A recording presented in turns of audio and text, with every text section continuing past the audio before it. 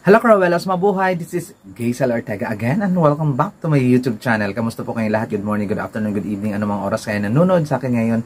Marami pong salamat sa mga bago ko dyan subscriber and returning viewers. Thank you so much. Sa mga hindi pa po dyan nakasubscribe, please subscribe my YouTube channel, Gaysel Ortega, and click the notification bell below para updated kayo when it comes na maglabas ako ng ating mga videos. Intro, pasok!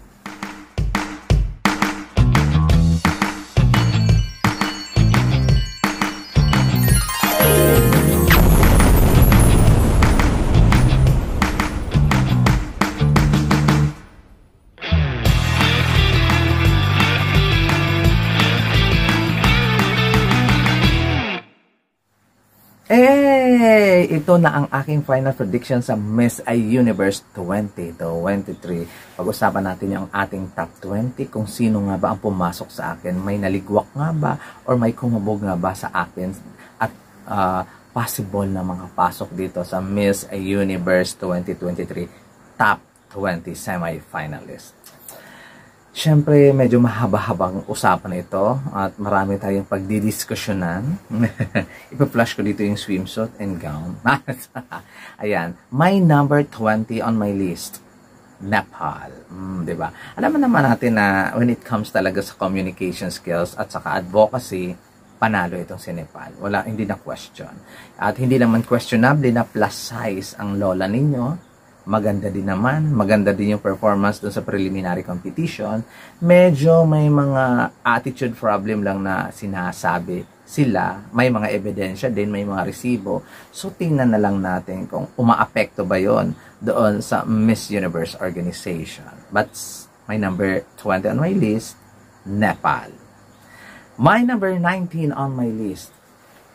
Feeling ko isa siya sa mga African ladies na kakabog at makakapasok. Parang feeling ko sure pa ako dito. Cameron. O, diba? Cameron. Ang ganda ng kanyang performance sa gown. Ang bongga din yun ng gown. O, diba? Kakaiba. Ang ganda ang performance doon sa kanyang swimsuit. Pulido. Hindi lang shined kagaya ng mga ibang contestant, but still pulido ang kanyang eksena. Ang kanyang communication skills, bongga. Ang kanyang voice for change, bongga. So, hindi ako kinakabahan sa kanyang personality interview. So, I think pasok sa banga si Miss Cameron at my number 19. My number 18 on my list is Miss El Salvador. Si El Salvador na GGG sa sarili. Charot lang. Hindi. Si El Salvador, ginagawa niya ang lahat. Kasi feeling niya, ang swerte niya, kasi minsanan lang yung El Salvador na maraming sumisigaw sa isang international pageant. Diba? Ngayon, na doon sa kanila held ang Miss Universe, talagang bongga ang sigawan at hindi niya yun mapapalitan. At saka kailangan niyang gawin ang lahat. Kailangan niyang maganda sa sarili niya. Ganun kasi yung feel ko, ganun kasi yung, ganun kasi yung take ko doon sa mga pa-eksena niya. Kabog siya sa swimsuit pero sa gown, okay lang. Hindi naman kumabog. Pero yung kanyang national costume, bongga. Ang kanyang voice for change, wale din. Ang kanyang comm skills, I don't know. Hindi ko rin alam. Pinasok ko lang siya sa number 18 dahil host country sila. But still, hello, papasok pa rin sa semi-finalist ng Miss Universe. Kakabog to. Number 19 on my list, El Salvador. My number 17 on my list, Singapore. O, diba? Itong first team Asia si Nepal pala. Singapore na maganda ang kanyang performance sa kanyang gown. Maganda din yung gown. Sa kanyang swimsuit, so-so lang din. Pero when it comes sa voice for change, kabog ang babaeng ito. When it comes sa advocacy, kabog din na kabog. Then, tingnan natin. I'm sure na magsha-shine bright like a diamond siya doon sa personality interview niya. So, I think Singapore is sure qualified as a semi-finalist dito sa Miss Universe. My number 16 on my list, I'm so sorry. Gusto ko na siyang tanggalin sa aking listahan pero nag-iisip ko pa din na siya ang representative ng kontinente niya. friends. Diba? Pasok na swimsuit and long gown competition ang basis, ligwak na siya. Pero kung close to interview, may laban siya. Maganda din yung kanyang voice for change, but hindi siya pumasok doon sa top 10. But still, hoping pa rin ako na kumabog at umabot padala as a representative of the continent of Europe, etong si France, kaya nilagay ko sa number 16. Papasok na tayo sa aking number 15. May number 15 on my list, the Dominican Republic. Kung swimsuit ang pag-uusapan, okay lang. Kabog, plakado. Pero hindi kasi siya nakatingin sa camera eh. Hindi niya alam kung anong pinagagawa niya. Baka na-stress lang siya. Yung gown, wale talaga siya doon. Voice for change, sakto lang. Although magaling siya mag-English, communication skills, I don't know kung ano nga ba yung mga alam niya about sa current events, sa mga kung anong issue man ang lumalaganap ngayon sa mundo. I don't know. Hindi ko naman ina-underestimate siya, pero magaling talaga siya sa speaking skills pagdating sa English kasi laking Amerika nga itong si Dominican Republic. My number 15. My number 14 on my list is Miss India, Sweta Sharda. A little bit, di ko bet yung gown performance niya, pero gusto ko yung kanyang swimsuit performance. I know the capability when it comes to speaking. Ito si Sweta Sharda at I know na magkakabog siya sa closed door interview. Tingnan na lang natin kung uusad pa siya ng mataas. But ito na yung pwede kong maibigay sa kanya na medyo disente. At number 14. My number 13 on my list. Hindi ko alam kung tama bang pinaggagawa kong ito. My number 13 on my list, Lebanon. Another Asian. I love her. Very beautiful. Ang kanyang swimsuit performance, so-so. Ang kanyang long gown performance, so-so. But ipinilit ko siyang ipinasok dito sa aking prediction kasi parang may nakikita akong something sa kanya. Parang may nakikita akong kakaiba sa kanya. May Miss Universe vibe sa Miss Lebanon. Kaya nilagay ko siya sa aking number 13. My number 12 on my list, Canada. Di ba? Panalo ang kanyang swimsuit, pulido, in fairness.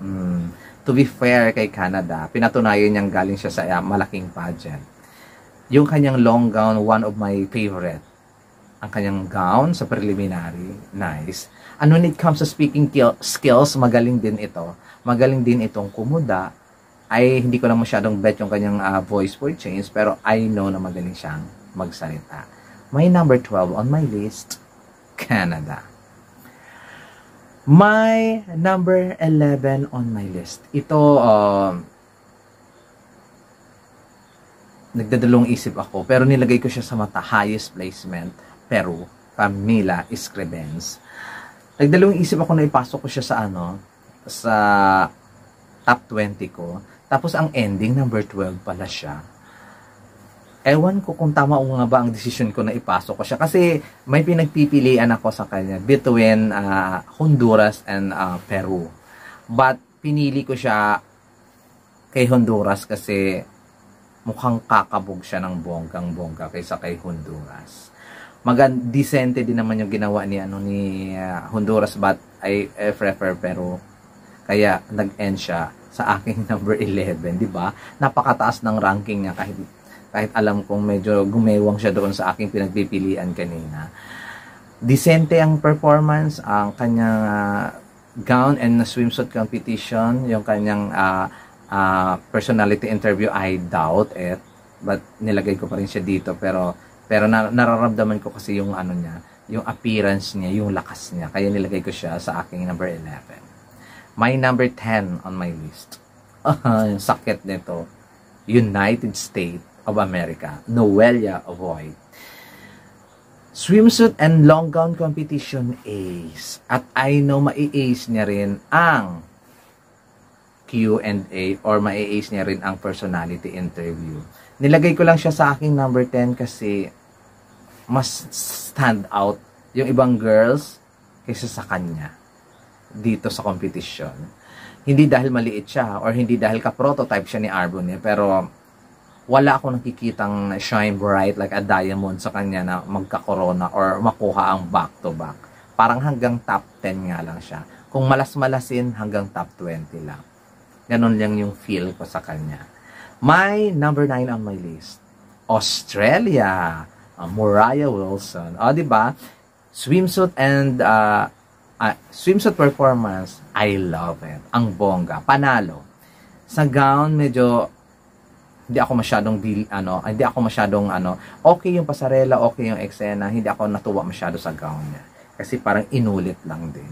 So, when it comes to speaking skills, walang problema, kakabog ito ng bonggang-bongga si Moriah Wilson ng Australia at number 9. My number 8 on my list, Venezuela.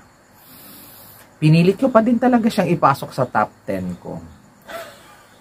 Kahit nagdadalawang isip na ako, kaya lang yung below top 10 ko ay mukhang magaling talaga din si Venezuela. Sa performance, sa long gown ang swimsuit, walang problema, kaya lang hindi ko bet yung beauty niya to be the next Miss Universe. Sa interview, I don't know kung kakabog siya, pero okay naman sa kanya. Okay naman yung kanya communication skills, but hindi talaga ako nagagandahan sa kanya na over construction ang Lola Venezuela ninyo. My number 7 on my list, my God, na heartbroken talaga ako. Siya ang aking sentimental favorite, Mexico. Kahit anong gawin kong ibagsak si Mexico, ito na yung pinaka-lowest na ibinagsak ko sa kanya. Possible top 5 placer siya for me, ha. Hanggang sa ngayon, iniisip ko talaga top 5 siya. Pero underwhelming talaga yung ibinigay niyang performance doon sa preliminary competition. Magiging fair tayo sa mga ibang nag-perform ng bonggang-bongga. Ang kanyang speaking skills, hindi ko to problema, pati ang kanyang advocacy. Ang voice for change niya, isa sa pinakamagandang voice for change. So, I know papasok din talaga si Mexico. Hindi ko lang talaga alam kung makapenetrate pa siya sa top 5 kung mga ganong mga performance ang kanyang gagawin sa finals. My number 6 on my list, heartbroken ako dito sa number 6 ko, Puerto Rico. When it comes to swimsuit and long gown competition, panalo ang babaeng to. Pulido ang pasarela, ang bongga. Perfect execution, kahit anong eksena, kahit anong damit, panalo si Miss Puerto Rico. Nilagay ko lang siya sa aking number 6. Hindi ko siya nakikita ang pang Miss Universe even though sobrang galing niya. Parang napakalayo. parang ang layo niya sa corona kahit ang galing-galing niya. Kahit super front runner siya. But I think kakabog talaga siya sa top 5. And I think magaling din siya sa communication skills. So, ayun. Kung mag-Miss Universe siya, so be it.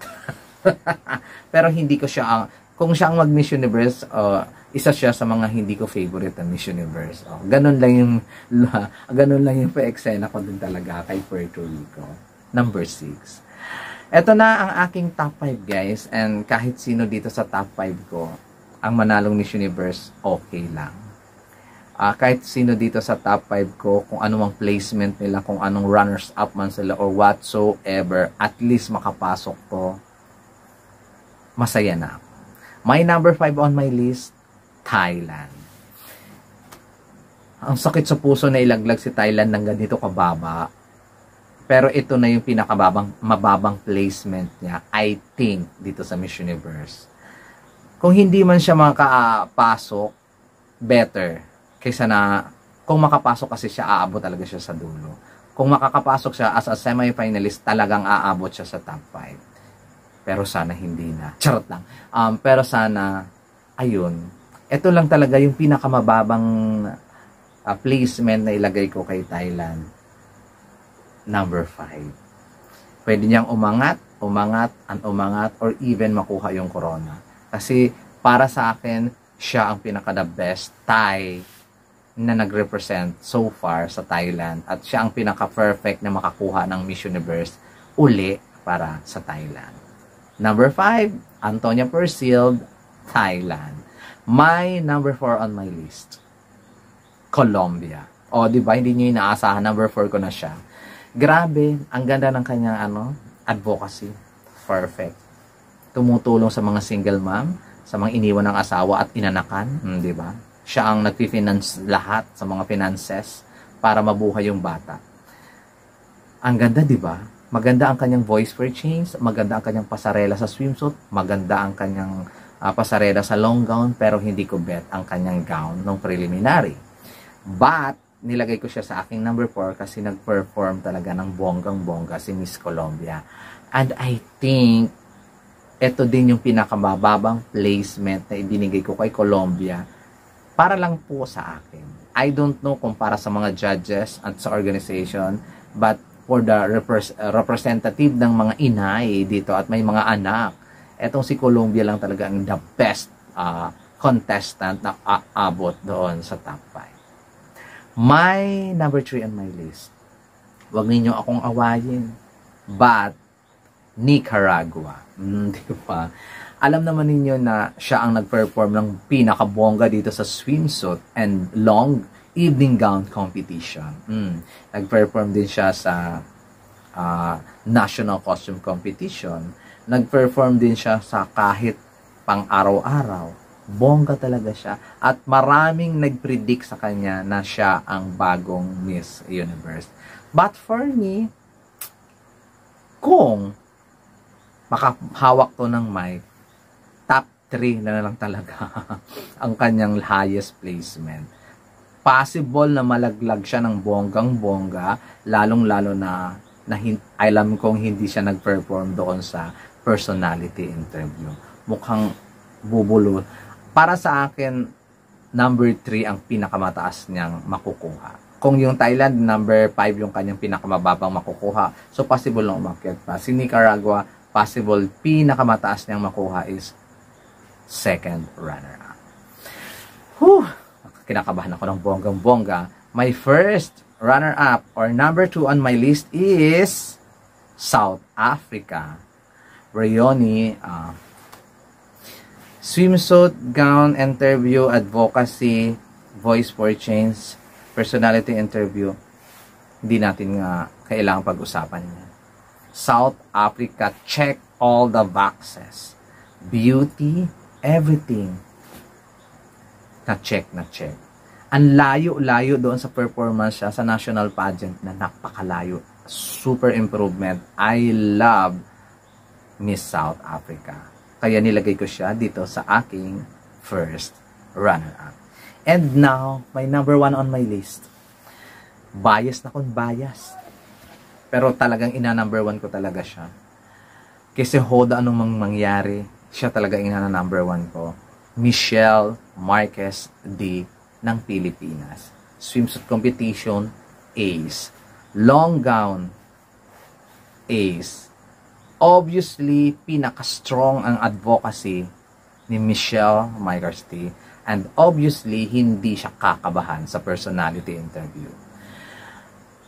Kung si South Africa na check niya ang lahat ng boxes, si Michelle D. lalong check ang lahat ng boxes. Nagmamatter na lang ito kung bet silang dalawa ni South Africa ng mga judges at ng organization. But still, sila pa rin yung last 2 standing ko so far. Hopefully, hindi nang magbago bukas. Sa ngayon, sila na lang talaga ang last 2 standing ko. South Africa and the Philippines. Parang 2018 vibe lang. O, diba? Sana mag-manifest yan. I know na Latin country doon at talagang magdo-dominate ang mga Latinas, but I prefer Asia and sa Africa ang magla-last 2 standing. In my own opinion lang yun ha, huwag kayong mag-violent reaction. My number 1 on my list, Michelle D. There you go guys. Para sa inyo, sino ang magiging Miss Universe 2023? Meron akong pahula. No?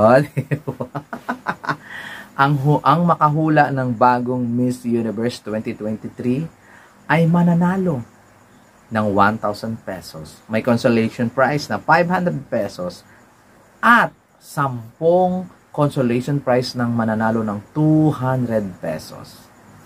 Comment down below kayo kung sino ang gusto ninyong mananalong Miss Universe 2023. Kailangan nakasubscribe kayo sa channel ko.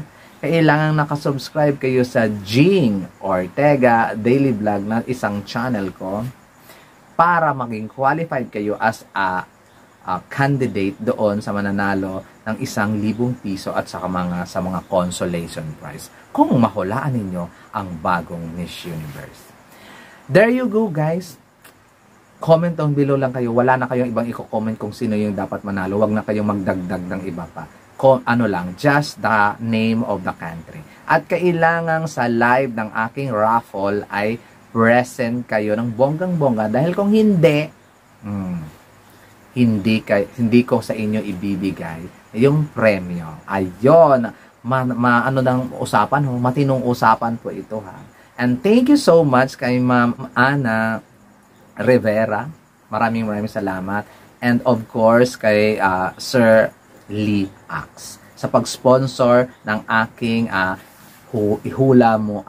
humula ka lang at mananalo ka ng 1,000 pesos. O, diba? At maraming mga consolation prizes. There you go, guys. Maraming salamat. At patuloy ninyo akong sinusuportahan ng bonggang-bongga. Na patuloy ninyo akong tinatangkilik. Parehas lang naman yun, diba? Na maraming salamat sa lahat. At ito ang aking final prediction sa Miss Universe 2023. Kaya humula na. O, diba? Parang ako, hinulaan ko na si Miss Philippines ang mananalo. Manifest. Michelle Marquez D, our Miss Universe 2023. There you go, guys. Hanggang sa muli po. This has been Gizel Ortega. Paalam.